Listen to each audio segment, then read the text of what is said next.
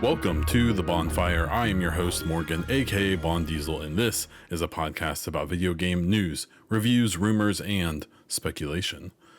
This week I'll be covering PlayStation's State of Play, Suicide Squad Kill the Justice League, Embracer doing Embracer things, and much more. Before we get started, on YouTube, please subscribe to the channel, hit that like button, and comment down below with questions, comments, or feedback. Subscribe to the show on your favorite podcast platform and leave a review on Spotify or iTunes, or both if you want to get really crazy. A special thank you to all of the patrons and YouTube members, including Hassan, YouTube's Neuronix, PK, Cage Nephilim, and Horseman. If you're interested in supporting this podcast and all of my other content, consider becoming a member on YouTube, a subscriber over on Twitch, joining my Patreon or Ko-Fi at the link in the description below, or buying some merch from that very same link. Gaming news, let's get into it for this week. We're going to kick it off with Xbox. Joanna Ferris, former NFL and Call of Duty executive, has been named president of Blizzard. This follows the almost 2,000 layoffs, I believe, that just happened fairly recently, as well as multiple executives from ABK, Activision Blizzard King, leaving either voluntarily or maybe with some expectation. I don't really have a big take on this. I saw some people being like, oh, NFL Call of Duty. It's like, okay, well, maybe two of the most successful, profitable things in the United States and the world in some capacity. So while yes, maybe it'd be cool if we didn't have some hyper corpo taking over a job like this, that's exactly who gets these jobs. So I'm not too worried about it. I don't think you should be either. We'll have to see how things shake up with all of the other changes and things that have happened. It's kind of interesting, and maybe it's only in the circles I run in, even though I run in circles with a lot of content creators, journalists, and game devs, but it kind of feels like everyone already forgot about those layoffs. Because, of course, there's been more, and we'll talk about that in a little bit. Xbox announced, and Bethesda specifically, announced the big Starfield patch that came out this week that had been previously tested on Steam as a beta program. I jumped on and checked it out. This was released for Steam and Xbox, both PC and console. And it changed a lot from a quality of life standpoint, especially graphical stuff and especially lighting. I definitely noticed a big difference in that. They did do some stuff to try to make the NPCs and in the towns and stuff especially not look so awful. They had a weird bug maybe it wasn't a bug, I don't know. But the level of detail, so the further away you get from stuff, it lowers the quality of it just to save horsepower from the hardware you're using. And I believe since launch, they've had an issue where the NPCs walking around the cities when you're there were supposed to have a higher level of detail when you're closer to them, but that didn't happen, which led to all of the NPCs having these like really weird looking eyes and just being low detailed unexpectedly. And so that did look better. I mean, I'm not gonna try to make some statement now, even myself being quite a stan for Starfield. I'm not gonna like try to say that and now it's as good looking as like Cyberpunk or something. Like it's not, even though Cyberpunk maybe it does, but I'm not gonna go down that argument again this time, at least in some capacity. But it's we're not looking at a Naughty Dog game here, okay? Like I think that's pretty well accepted at this point, and that's just where we're at. So I'm still kind of waiting for them to release the creation kit. I'm still kind of waiting for them to at least talk about the DLC that's supposed to be coming, I think this year, but maybe I'm making that up. I jump back in every now and then just to check out the updates and stuff. And I think the way I'm going to play Starfield again is to probably delete my first playthrough or start a brand new playthrough and reduce my last playthrough down to like one save or something if I ever do want to jump back into it, or if I need to jump in to like end game to do the DLC or something. I don't know if I'll be able to put 200 hours into another playthrough as quickly as I did my first one, where I did that in the first like 2.5 weeks. So I'm assuming if I do a brand new playthrough, it's gonna be a lot longer before I actually finish the game. But I am excited to jump in there again. I will probably take the knowledge of the quest, especially the like side quest that I liked and didn't like, as well as some I think I did miss entirely, and I will probably just do all the stuff I know I like, and I'll probably just never do the other stuff, or kind of like what I did with my first playthrough.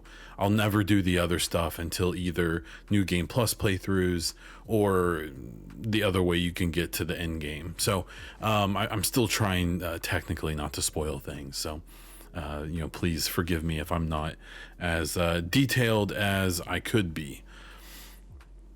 We found out that Visions of Mana will not be coming to Game Pass.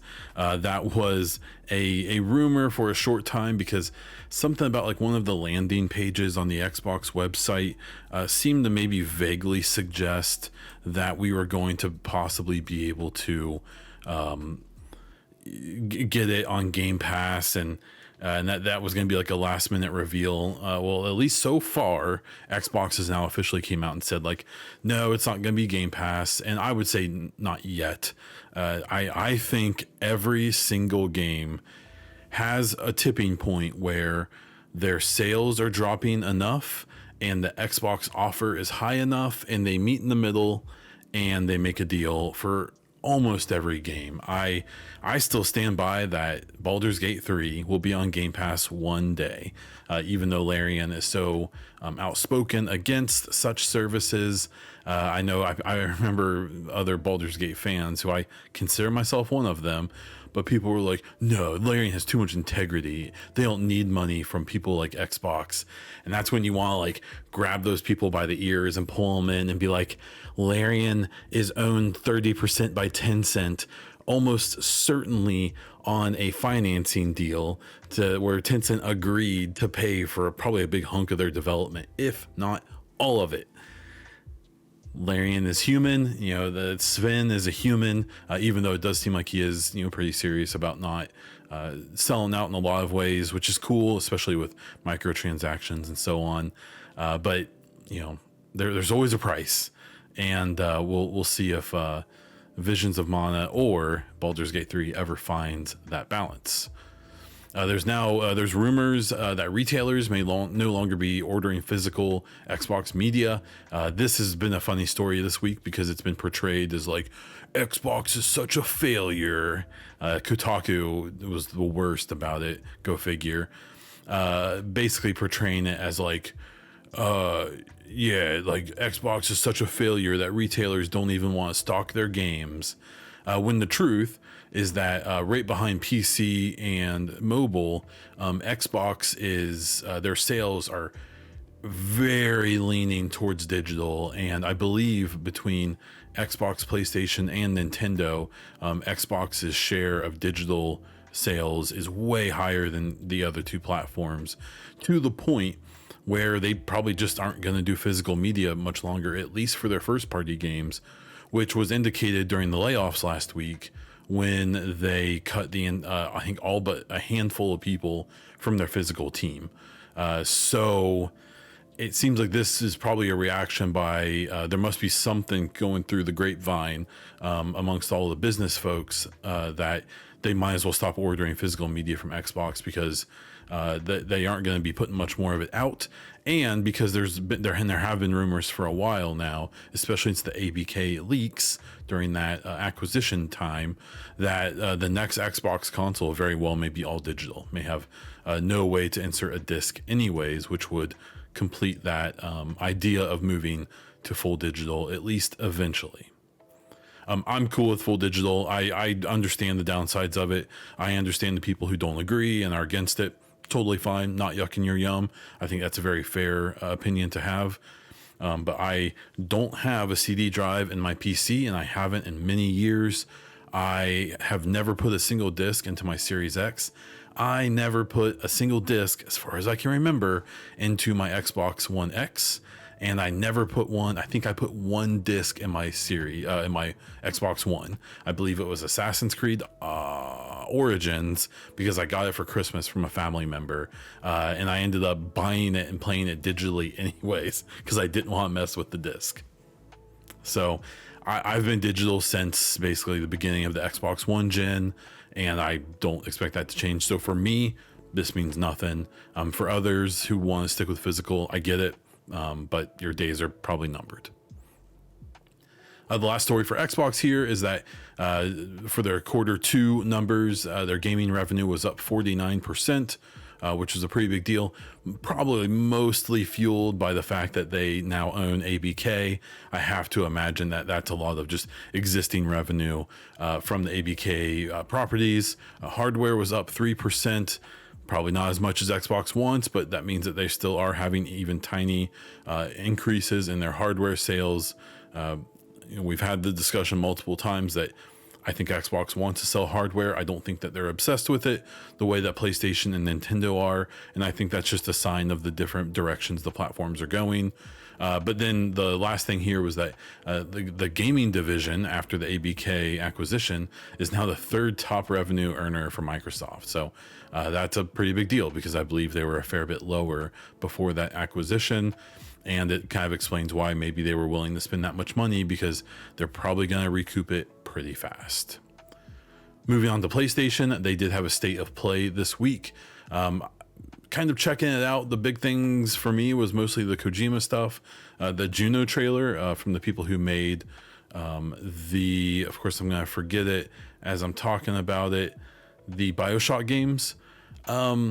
A lot of people were excited about that, and like, it looks fine. It just looks like BioShock, and BioShock has always had kind of a janky quality, in my opinion, that it's always felt just like the animations have always just felt a little off, and even like the cutscenes and stuff have just never, I don't know, maybe it's just their vibe and their style that I personally don't care for. But regardless, if you like BioShock, it seems like Juno is going to be exactly the game for you. It seems pretty clear that that's what it's going to be. For the Kojima stuff, which was the bulk of the rest of the show, at least from what, in my opinion, from what I saw, they showed a trailer / some gameplay from Death Stranding 2. It was super weird and doesn't make any sense, and that's about on par with what Kojima does. So, okay, sweet. He also announced that he'll be making an exclusive game for PlayStation that is going to be an espionage game, where there's going to be a movie and a game that's going to like tie together. Again, just weird Kojima stuff. Keep in mind that's basically 3 titles then. We have Death Stranding, this new IP for PlayStation, and then the third game is the IP for Xbox that he's working on with Jordan Peele, I think. I don't know. Kojima's a weird one for me. I appreciate his weirdness. I loved the Metal Gear games up till 5. I'm still really sad that he's not gonna, finish that game. That's a bummer, and that he won't be doing more Metal Gear games, even though in many ways Death Stranding carries some of that DNA. And I'm sure this espionage game, and even probably the game he's making for Xbox, will probably carry some of that legacy. He just kind of seems like he only makes games because he has to at this point, and he would just much rather be doing anything else, like movies and TV and things like that, any other kind of media. I almost find him to be kind of pretentious to the point of like annoyance, but it's also kind of one of those things where he still does a really good job, and if he puts things out, they tend to do really well. So I'm definitely curious about what's going on with Death Stranding, with this new game. I'm really curious about this game he's doing with Xbox. But I will admit that I've gotten over it a little bit. I'm definitely not as, I could deal with a little bit less Kojima sometimes, but I doubt that's going to happen. In other PlayStation news, Gran Turismo Sport, which is the servers are going to be taken offline soon, did receive a final update that's going to allow offline saves. That's super cool. I didn't expect that. We're seeing, we just recently talked a lot about this stuff, both in my videos and podcast. This is a cool move. It's nice that this game is set up in a way where they can remove those online only features, or at least allow the game to continue to function without being online, and to even give a way for people to, make progression and play the game relatively normally, even if it's by themselves. So good on Sony for that. I suspect that's not going to be the case for a lot of other games that do require online connections, that are much more dependent, like even to the point of gameplay, on those server connections. But we'll have to wait and see how that plays out in the long run. There were rumors that a PC version of Dreams was actually ready for the PS5, a next-gen version, and for PC, but it just never released. Dreams is one of those...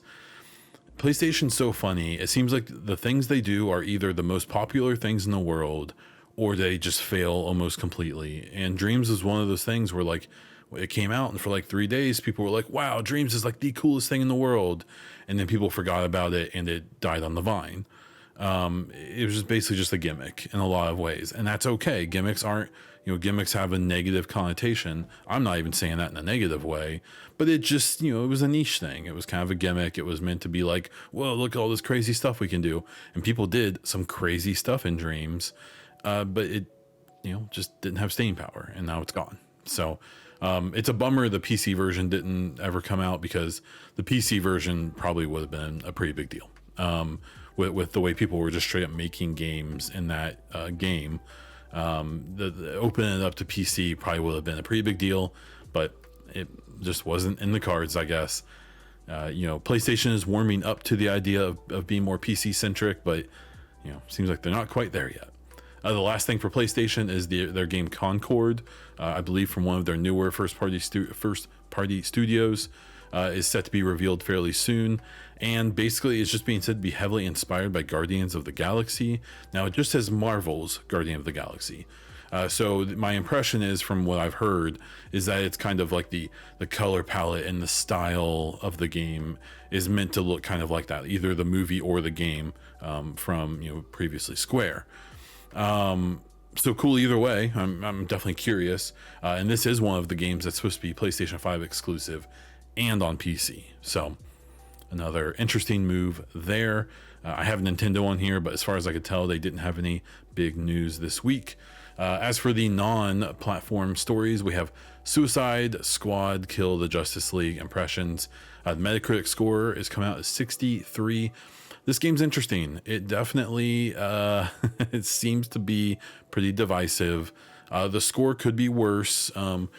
If you look through the Metacritic, there's plenty of scores in the 7s and even 8s. Some people really like this game, and then a lot of people don't. It's kind of interesting because the people who really don't like it seem to be like really obsessed or really stuck on the gameplay and just the way that works. But the people who really like it seem to feel like the cinematics and the story and a lot of the non-gameplay stuff kind of makes up for that, or they just like the gameplay. And I've seen Shroud and a few other people playing it, and it seems like if it's your thing, it could be a lot of fun. But I still think the overall feel is that, like, either, yeah, this kind of sucks, or yeah, it's fine. But both of those groups agree that, like, man, I really wish they would have just done another Arkham style game or did something more in their traditional wheelhouse. I was listening to Greg Miller and Blessing Adeoye Jr. on Kind of Funny today, or no, it was Andy Cortez, talking about how, like, it's just not great. But then they went on this big thing of like, but what if instead of Suicide Squad, this was Batman Kills the Justice League? And it was, and the whole game was a single player game set in a similar world and a similar story. But instead of trying to be a looter shooter multiplayer game, it was just going to be a Batman game where Batman has to go and kill the Justice League because they've been taken over by, the same people and having the same issues. And then they were all hyped about it, right? So it's like, it's one of those things where it just seems like Rocksteady probably just kind of got made to make a genre of game they maybe didn't really want to, but that's what was hot when they started making it. It took forever. It cost them a ton of money. And by the time it arrived, it is probably going to fall flat, basically, because that genre of games isn't as popular as it used to be. The Suicide Squad was definitely a weird choice because that that has such a weird attachment where like it's had like one good movie but then a bunch of bad movies, and it's just kind of a weird moment for that brand. I just hope that studio doesn't get punished for this. It seems like there was a lot of love put into this game by the devs, especially the cutscenes and the models and the animations are beautiful. They're really, they look great if you see footage of this game. It's just the gameplay isn't what most people wanted from that studio and from this franchise. So that's where that is. BioWare is, as a recording on I believe the 2nd of February, celebrating 29 years as a studio. It was kind of cool. The logo they have in this has the art from Dreadwolf and from the next Mass Effect game. So if you have any doubts or any curiosities about how serious they are about the two projects they're currently working on, I would say that's definitely a statement from them to be like, because like it could have just been the Dreadwolf, like a Dreadwolf background or something in this art, but they decided to put both in there. And I think, maybe it's looking too much into it. It probably is, but I think that's a cool thing. The future of this studio is just kind of interesting. With all these layoffs and all of this stuff happening, I feel like myself and everyone else who's a BioWare, Mass Effect, or Dragon Age fan is just kind of like wakes up every morning like holding on to their side rails, like, okay, no bad news today, right? Like, come on, Dreadwolf, do really good, please. And so, I believe, in June, they're going to announce more about Dreadwolf, their next Dragon Age game. I'm expecting them to announce a release date towards the end of 2024.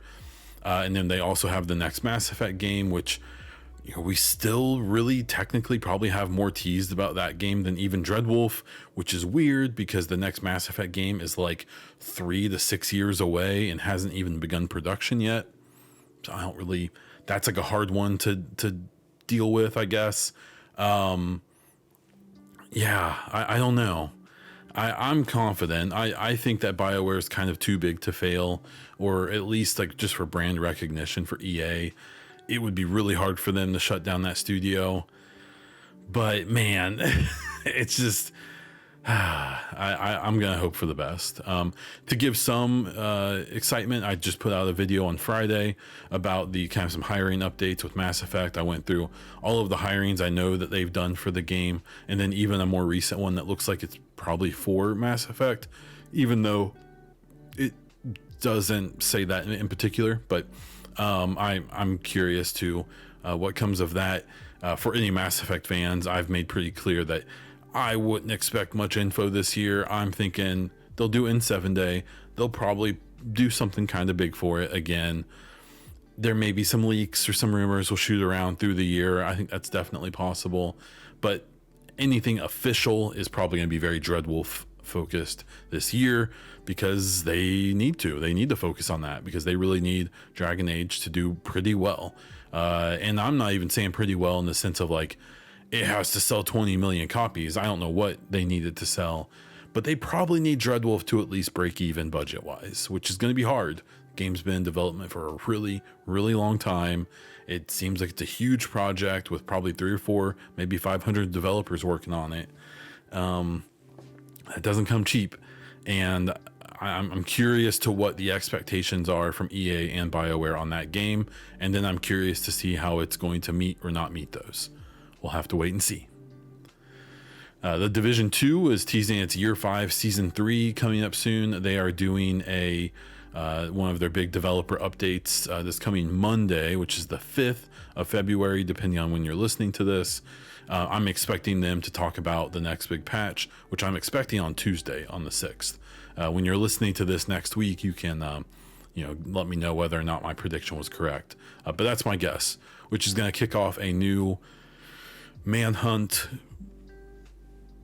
and season of content that's going to be focused in New York City, that is supposed to be focused on the first games and even the second game's DLC, the antagonist Aaron Keener, and that we're supposed to be who is we think dead in this storyline, But I guess the whole idea is that we're going to be going back to New York to find out a bunch of stuff that we didn't know when that DLC went down. So I'm curious about that. It does come with the stink of knowing that the season 4, I think, has been effectively canceled. And the DLC that was supposed to come in 4, that is supposed to be the Brooklyn map, has been pushed back to year 6 and isn't expected until the beginning of next year, 2025. They decided to do a focus on the health of the game here at the beginning of 2024, and for whatever reason, them delaying things a couple months meant that they had to push back the DLC a whole year. I don't know. I've got opinions, but we'll get into those another time. To wrap up this podcast, we have a couple kind of rough stories. Embracer is embracering once again. They've laid off almost 100 developers from Eidos Montreal and canceled the next game they were working on, which was supposed to be a new Deus Ex game. So people are pissed, and they should be, because Embracer sucks. Like, Embracer is the worst. They are the worst publisher. People can complain about Xbox consolidating, the industry, even PlayStation doing it to a point, Tencent, all these companies that are doing this. And all of them, it's not probably the best case scenario, but at least and even Xbox with its layoffs and stuff, at least they are producing things. At least things are coming from that. Like Embracer Group, I can't name you a single game that one of their studios has put out in the last 4 or 5 years. I can't name you anything. And they have an insane number of these huge AAA studios with huge IP under them and in their ownership. And I can't think of anything, literally nothing, not a single thing. All I can think about is games that came out before acquisition from the studios they own. I can't think of anything Embracer Group has released. And they own a hilarious number of studios and a hilarious amount of really good IP. I don't get it. Obviously they bit off more than they could chew, and obviously they got in way over their heads, but it's just they're I don't know what they expected, because they bought all these studios and they bought all this IP, and then they just haven't released anything. Nothing has come out. Surely these studios were already working on stuff when they got acquired. At least let them get that stuff out before you start doing what you want, because obviously that didn't work because they haven't put out anything. It's really frustrating. It's just everyone can see where this is going. Embracer is going to fall apart, and they're either going to dissolve or sell off all these studios, and you're going to have studios like Eidos Montreal, who is an amazing developer and has an amazing team, or at least did at one point, and nothing will come of it. Nothing will come of Embracer ownership. They released the Guardians of the Galaxy game under Square Enix. They got sold to Embracer and then started working on this Deus Ex game, and that got canceled, and now that their studio is probably done. Just such a waste. It's so frustrating. So F you, Embracer Group. Just as much as I've been relaxed about consolidation and stuff, when Xbox is buying studios and all this stuff, I get why people don't like it. I don't think it's the worst thing in the world, especially the ABK deal, but I understand the concerns, and the concerns is Embracer Group.